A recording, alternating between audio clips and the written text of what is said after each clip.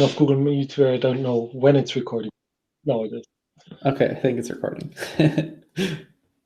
So yeah, the topic that I wanted to discuss today was like kind of an old standing one that's been around for quite some time, where essentially and the reason why I was asking whether Ganesh was going to join us because I was talking to Marco, who said Ganesh had investigated this before.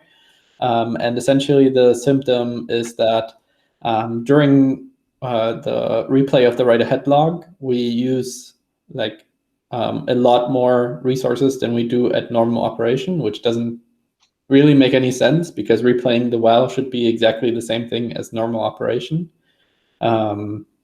So yeah, that's kind of problematic in certain cases. I do know that this has been a problem at Red Hat as well. And like it's kind of for us, it's also amplified because the continuous profiling data that we write into TSDB kind of is even bigger, and so it kind of amplifies the entire problem. So yeah, Ganesh, I was hoping to chat to you about this because I was talking to Marco and he mentioned that you have this problem in Cortex as well, and you had previously had a look, and it was a not as easy as it looks type of thing. But I was just wondering if you could share what you know about the topic. If I see the docs, is it about the wall replay memory usage? Exactly. So I haven't profiled or checked properly what causes it, so zero idea.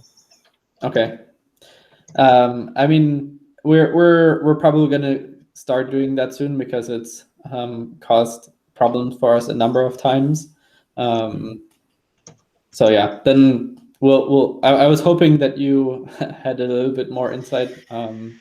One guess what I could take is maybe the GC is not flushing the data back to the system faster, because once we had memory map chunks in normal running state, it'll end up taking less memory, but when you're writing it to the head so quickly, you will kind of have some buffer of memory map chunks in the memory. Maybe it's not flushing it back to the system fast enough. That's a guess. I haven't verified. I mean that could certainly be the case.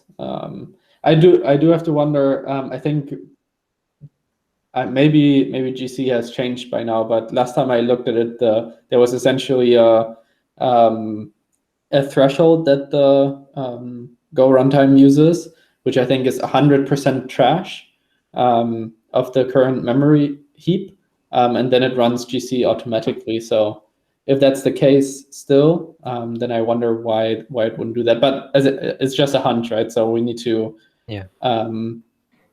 we do need to profile. I think I've even seen runtime.gc function calls in the write-ahead log, so it should even be like specifically asked for to garbage collect. Yeah. We have kind of an unfortunate situation in Conprof right now where we can't start the HTTP handler before the write-ahead log is replayed. So it's I was about to say, like, if we get this done, then like if we can unblock the handler from TSDB opening, then we should like automatically profile the situation just by the nature of continuous profiling. Yes. So yeah, we should be able to do that, and then maybe we can have something similar investigated for Prometheus as well.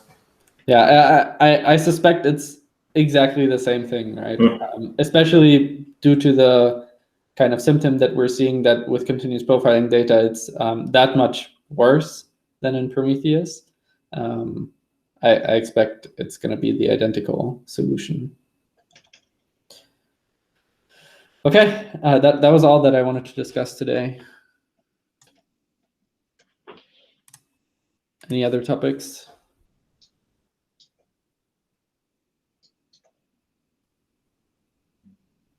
All right. I mean, we can make it a short one. Okay. Sounds good. Then see you all in 2 weeks. Yeah. Bye-bye. Thanks so much, everyone.